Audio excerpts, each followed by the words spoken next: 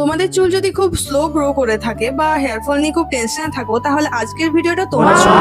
আজ তোমাদের সাথে শেয়ার করবো একটা super easy homemade hair growth spray recipe. তো চলো কিভাবে বানাচ্ছি সেটা দেখে নিই। তো প্রথমে আমি নিয়ে নিচ্ছি 2 টিস্পুন রাইস আর 2 টিস্পুন মেথি দানা। এগুলো আমি ভালো করে জল দিয়ে ধুয়ে নেব। তারপর একটা প্যানে 1 গ্লাস মতো জল নিয়ে নেব আর তার মধ্যে দিয়ে দেবো এই ধুয়ে রাখা রাইস আর মেথি দানা। এরপর আমি এতে অ্যাড করব ড্রাই রোজমেরি লিভস, সাথে হিবিস্কাস লিভস আর নিম লিভস। এরপর সব ইনগ্রেডিয়েন্টস গুলো দিয়ে দেওয়ার পরে ভালো করে এটা ফুটিয়ে নেব যতক্ষণ না পর্যন্ত ওয়াটারের মধ্যে সব নিউট্রিয়েন্টস গুলো চলে আসে। ফুটিয়ে নেওয়ার পর এটা কমপ্লিটলি ঠান্ডা হতে দেব। তারপর একটা স্প্রে বটলের মধ্যে এটা আমি ট্রান্সফার করে নেব। তো এর মধ্যে ইউজ করা সব ইনগ্রেডিয়েন্টস গুলোই আমাদের চুলের জন্য ভীষণ উপকারী, যার মধ্যে রাইস ওয়াটার চুলকে স্ট্রং করে আর সাইন দেয়, মেথি দানা হেয়ার ফল কমাতে হেল্প করে, রোজমেরি হেয়ার গ্রোথ বুস্ট করে, হিবিস্কাস লিভস আমাদের চুলকে সফট আর থিক করে, নিম লিভস স্ক্যাল্পকে ক্লিন আর ড্যান্ড্রাফ ফ্রি রাখতে সাহায্য করে। অ্যাপ্লাই করার আগে ভালো করে আমাদের চুলটাকে ডিট্যাঙ্গেল করে নেব। তারপর সেকশন ওয়াইজ ভাগ করে পুরো স্ক্যাল্পে এটা স্প্রে করে অ্যাপ্লাই করে নিতে হবে। শুধু স্ক্যাল্প না, চুলের লেন্থেও আমরা এটা অ্যাপ্লাই করে নেব বেটার রেজাল্টের জন্য। আর তারপর একটা বান বানিয়ে 45 মিনিট টু 1 আওয়ার মতো রেখে দেবো।